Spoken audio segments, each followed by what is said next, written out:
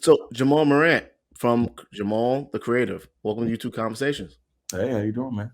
Hey man, I'm doing great, man. Appreciate you coming out. So let's get into it. So you're currently in Atlanta. Did you go up Yeah. there? I middle school came here in middle school, and then I was originally from Brooklyn, New York. Grew up in Canarsie, and then I think around 10 years old, we came up to Atlanta, and it was more Marietta is where I grew up, and I was there from middle school, high school, and then when I turned 27, I moved back to New York, and then I just moved back here about 2 years ago, 3 years ago. So you grew up in Canarsie in Brooklyn? Yeah. Okay, so the struggle was real. Oh yeah, I was in the projects. I was in the projects. I'm talking gunshots, at least one per night. Can't go outside after dark. Yeah, that was me. I was with my grandma, my mama, my dad, my older brother. Okay.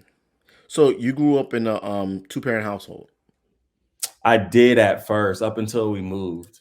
Oh, It was two s- parents. so up until 10 years old.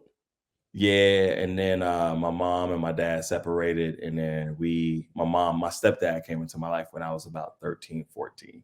Okay. So but if you had your father up until 10, that's probably um because there's a study done that 75% of black children they're born into single parent household, born into it, so at least you made it till 10, and you had someone that came over, took over that role. Any siblings?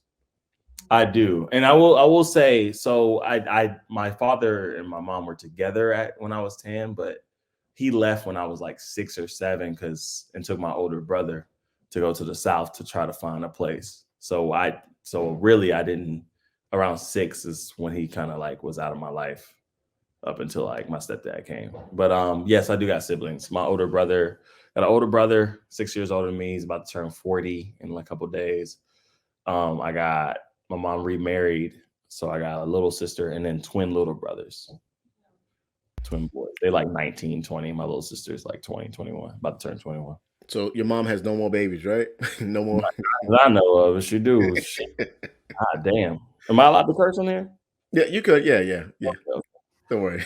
I apologize if Nah, that's anyone. all good. So let me ask you, so when your father left at 6 Mhm. years old, at that time, did it affect you? Or is that later on in your 20s and stuff, you start to realize how much that affected you? Um, it didn't really affect me then because I didn't know no better. You know what I mean? I just wanted to have fun and stuff like that. And it was my mom, my grandma that I was staying with.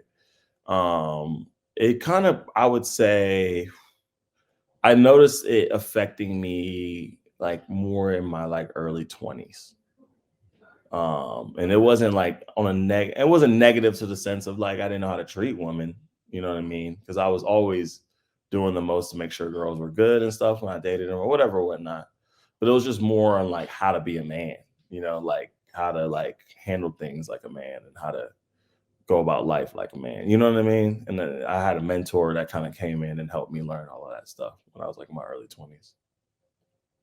Got it. Yeah, because there's a lot of lessons that your father could have helped you skip, right?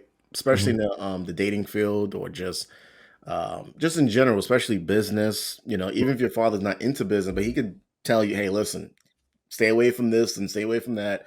Mhm. But you turned out really well, right? It worked out.